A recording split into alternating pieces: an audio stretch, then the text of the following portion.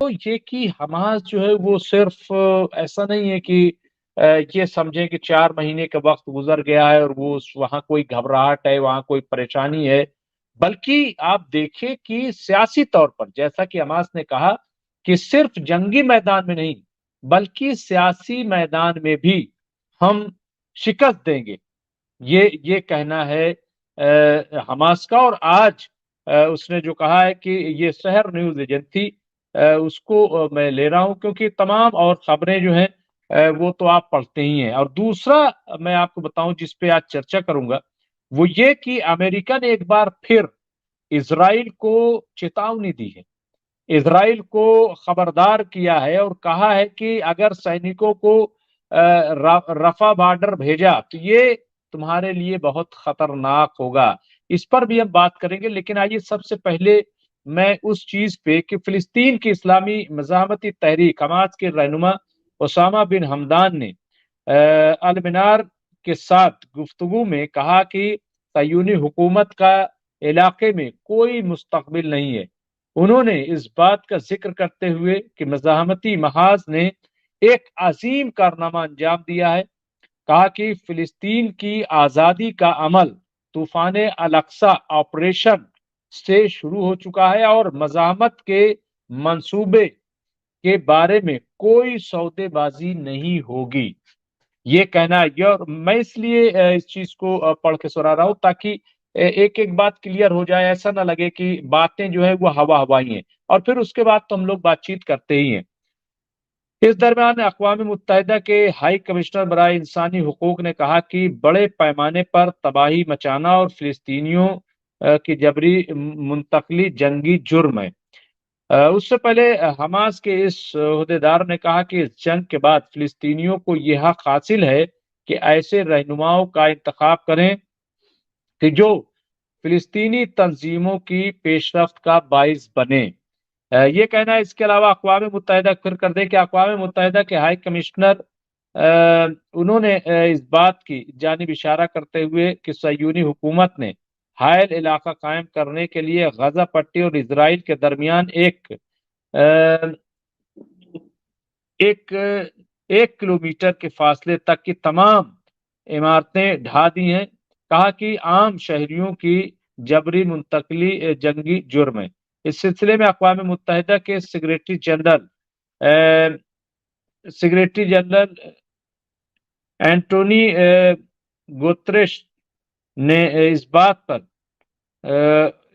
ذکر کرتے ہوئے کہ غزہ کی صورتحال ابتر ہوتی جا رہی ہے، جنگ بندی کی ضرورت پر تاکید کی ہے۔ اقوام متحدہ کے سیکریٹری جنرل نے کہا کہ اقوام متحدہ کی انسانی دوستانہ کارروائیاں عدم دسترس، تاخیر، رکاوٹ اور جھڑپوں جیسے متعدد خطرات کا شکار ہے۔ گٹریس کی میں بات کر رہا ہوں، انہوں نے یہ بیان دیا۔ تو یہ چیز آپ دیکھیے کہ اس سے اس بات کا اندازہ ہوتا ہے کہ کیا صورت حال ہے اور کس طرف جو ہے جنگ جاری۔ دوسرا جو امریکہ نے خبردار کیا اسرائیل کو، تو آپ کو یاد ہوگا کہ امریکہ نے اس سے پہلے غزہ کے تعلق سے بھی اسی طرح سے خبردار کیا تھا کہ غزہ میں جانے کی کوشش نہ کرنا، وہاں جو ہے حالات کشیدہ ہو جائیں گے اور یہ جنگ بھاری پڑے گی۔ اور وہی ہوا کہ آپ دیکھیے کہ زمینی سطح پر اسرائیل کو بڑا نقصان ہوا، اور وہاں جو مرکاوا ٹینک سے لے کر کے اور جو بھی وہاں پہ ان کی بختر بند گاڑیاں اور سب گئے، وہاں نہ صرف یہ کہ گاڑیاں تباہ کی گئی، تقریباً 1500 ان کے ٹینک سے لے کر کے اور گاڑیاں، تمام جو گاڑیاں ہیں وہ 1500 گاڑیاں ان کی ٹینک سمیت تباہ کی گئیں، اور فوجی بھی بڑے پیمانے پر ہلاک ہوئے، ان کی ابھی صحیح رپورٹ نہیں آ رہی، اور بہت سارے فوجی ایسے ہیں کہ جو وہاں سے بھاگ کر آئے۔ اور خبر یہ ہے کہ حماس نے آہستہ آہستہ حماس جو ہے وہ اپنی جگہ کو واپس لے رہا ہے۔ تو یہ کیا ہے؟ یہ ظاہر ہے کہ اسرائیل کی اس کو شکست کے طور پر دیکھا جا رہا ہے کہ اسرائیل جو ہے اس کی شکست ہوئی ہے۔ تو یہ خبر بھی ہے جس پر ہم ابھی بات کریں گے۔ اس کے علاوہ آپ دیکھیے کہ شہر نیوز نے یہ بھی لکھا ہے، غاصب صہیونی فوجیوں نے آج صبح غزہ کے شمالی علاقہ جبالیان اور جنوبی علاقہ رفح نیز مرکز میں پر بمباری کی ہے۔ صہیونی حکومت کے جنگی طیاروں نے شمالی غزہ میں جبالیہ کے فلسطین بینک پر بھی متعدد بار بمباری کی۔ جنوبی غزہ کے علاقہ رفح میں رہائشی مکانات کو نشانہ بنایا گیا جس کے نتیجے میں اب تک 8 افراد شہید ہوئے ہیں، جن میں سبھی خواتین اور بچے ہیں، جبکہ بہت سے زخمی بھی ہوئے ہیں۔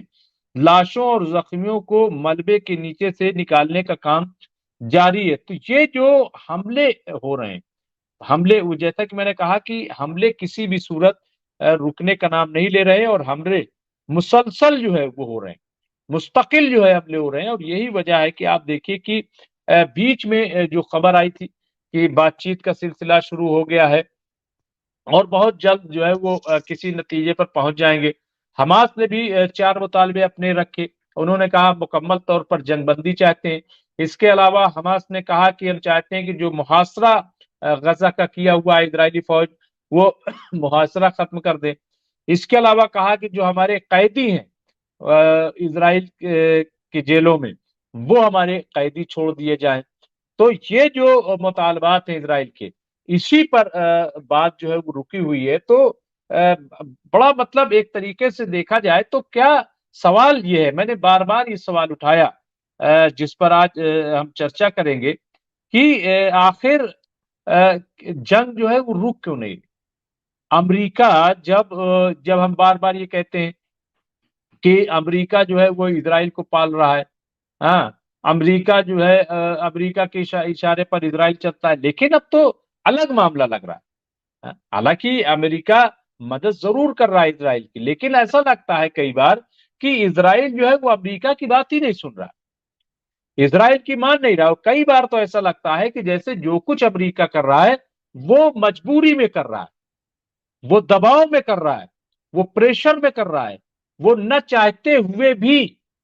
کیونکہ آپ دیکھیں گے اگر اس پورے خطے میں، تو اس پورے خطے کی کمانڈ اگر کہیں ہے تو وہ اسرائیل میں ہے۔ تو ایسے میں ظاہر ہے کہ اسرائیل کو نظر انداز کرے امریکہ اور اس کی کوئی مدد نہ کرے، یہ ہو نہیں سکتا۔ تو امریکہ کی ایک طریقے کی دیکھا جائے تو مجبوری بھی ہے کہ اسرائیل کی ہر طرح سے مدد کی جائے، اسرائیل کی شکست نہ ہو، اسرائیل کی ہار نہ ہو، اسرائیل کسی طرح سے کمزور نہ پڑے، تو وہ امریکہ چاہتا ہے۔ کیونکہ اگر اسرائیل اس خطے میں کمزور ہوا تو آپ سمجھ لیجیے کہ بہت بڑا جو مڈل ایسٹ ہے، اور مڈل ایسٹ کے بعد اور تمام جو حصے ہیں وہ امریکہ کی گرفت سے نکل جائیں گے۔ اور یہ امریکہ سمجھ رہا ہے کہ اگر ایسا ہوتا ہے تو یہ اس کا بہت بڑا خسارہ ہوگا، بہت بڑا نقصان ہوگا۔ اور یہی وجہ ہے آپ دیکھیں کہ کسی طریقے سے ہر مطلب کسی طرح سے امریکہ جو ہے وہ پیچھے نہیں ہٹ رہا ہے، ہر اعتبار سے مدد کی کوشش کر رہا ہے۔ جبکہ اگر آپ دیکھیں، اور ہم لوگ بات چیت بھی کرتے آئے ہیں کہ اس کی جنگ کی وجہ سے، اسرائیل کی جنگ کی وجہ سے امریکہ کی شبیہ جو ہے وہ بھی بہت خراب ہوئی ہے، بہت تصویر خراب ہوئی ہے۔ اور امریکہ دنیا کی سطح پر اگر دیکھا جائے تو بہت ہی بدنام ہوا ہے۔ کیونکہ امریکہ دیکھیے یہ کہتا رہا ہے کہ صاحب انسانی حقوق، کوئی اگر زیادتی کر رہا ہے تو ہم اس کی مدد کریں گے، تمام طرح کی باتیں جو ہیں۔ لیکن آپ دیکھیں کہ اس جنگ میں امریکہ کی بھی شبیہ خراب ہوئی بری طرح سے، بری طریقے سے۔ اس کے علاوہ جو یو این او تھا، یونائٹڈ نیشن، اس کی بھی آپ دیکھیں کہ شبیہ کیا، اس کی تو حیثیت ہی ختم ہو گئی، ایسا لگ رہا ہے، حیثیت ہی اس کی نہیں رہی۔ تو یہ جو تصویر ہے یہ میں سمجھتا ہوں۔ اور پھر آ جائیے او آئی سی کے بارے میں پہلے بھی تھا کہ او آئی سی جو ہے وہ کچھ نہیں ہے۔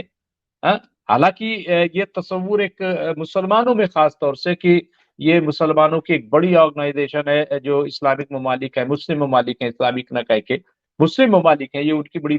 لیکن جس طرح سے او آئی سی نے خاموشی اختیار کی غزہ کے معاملے میں، اور جو اقدام یہ لوگ کر سکتی تھی، یہ آرگنائزیشن کر سکتی تھی مل کر کے، مثلا یہ کہ کم از کم جو فلسطینی ہیں ان کو کھانا پانی پہنچا دیا جاتا، ان کو دوائیں پہنچا دی جاتی، لیکن یہ سب کچھ بھی نہیں کیا گیا۔ تو یہ میرے ساتھ جو لوگ جڑے، فضیل صاحب جلد ہی جڑیں گے۔ انل شرما جی لکھ رہے اس جون کی وجہ سے امریکہ کا نقاب اتر گیا، لوگ سمجھ گئے کہ امریکہ اور یو کے کیا ہیں۔ بالکل، یہ انل شرما جی۔ اس کے علاوہ شوکت صاحب بار بار کہہ چکے ہیں کہ اسرائیل امریکہ کے ہیڈ کوارٹر، بالکل یہ بھی بالکل صحیح ہے۔ محمد شکیل صاحب، انل شرما صاحب جو آپ کہہ رہے ہیں، سید امجد صاحب لکھ رہے ہیں کہ چنتا مت کرے ممتاز بھائی، اسرائیل کمزور نہیں ہوگا، عرب ملک پوری طرح اس کے ساتھ کھڑے ہیں۔ یہ بھی اپنے آپ میں ایک بڑی بات ہے جو آپ کہہ رہے ہیں، لیکن ایسا بھی نہیں ہے۔ ممتاز بھائی السلام علیکم، کیا حالات ہیں؟ شوکت بھارتی صاحب نہیں آئے ہیں۔ شوکت بھارتی صاحب صحت ان کی کچھ خراب ہے، اگر کچھ ٹھیک ہوئی، سانس لینے میں ان کو پرابلم ہے، آپ سب دعا کیجئے ان کے لیے۔ اس کے علاوہ حامد حسین صاحب لکھ رہے ہیں امریکہ اور برٹین باقاعدہ طور کے اوپر یمن کے اوپر مسلسل حملے کر رہے ہیں، ہوتی بھی صبر سے کام لے رہا ہے اور اپنے دیکھیں ایسا ہے، میں نے جو آج کا تھمبنیل بنایا، ہمارے ساتھ فضیل احمد صاحب جڑ گئے ہیں، میں بہت جلدی ان کو اسٹریٹ پہ لوں گا۔ دیکھیں میں نے جو کہا کہ امریکہ پھنس گیا، اور اس کی وجہ یہ ہے کہ اب جو غزہ میں لوگ مر رہے ہیں یا اس خطے میں اب جو بھی نقصان ہوگا، ایون کہ اگر اسرائیل میں بھی لوگ مریں گے، تو اس کے لیے سیدھے طور پر امریکہ ہی ذمہ دار ٹھہرایا جائے گا۔ کیونکہ اگر امریکہ چاہتا، دنیا یہ سمجھ رہی ہے کہ اگر امریکہ چاہتا تو یہ جنگ رک جاتی، یہ جنگ 4 مہینے تک نہ بڑھتی، یہ جنگ جو ہے وہ عالمی جنگ کی طرف نہ بڑھتی یا اس کا اشارہ نہ کرتی۔ لیکن اس میں سیدھے سیدھے جو ہے امریکہ کہیں نہ کہیں قصوروار ہے، جیسا کہ حماس نے کہا، اور حماس نے کوئی اپنی طرف سے بات نہیں کہی ہے، بلکہ جو رپورٹ آ رہی ہے اس کے حوالے سے، جو یونو کہہ رہا ہے اس کے حوالے سے یہ بات کہی ہے۔ تو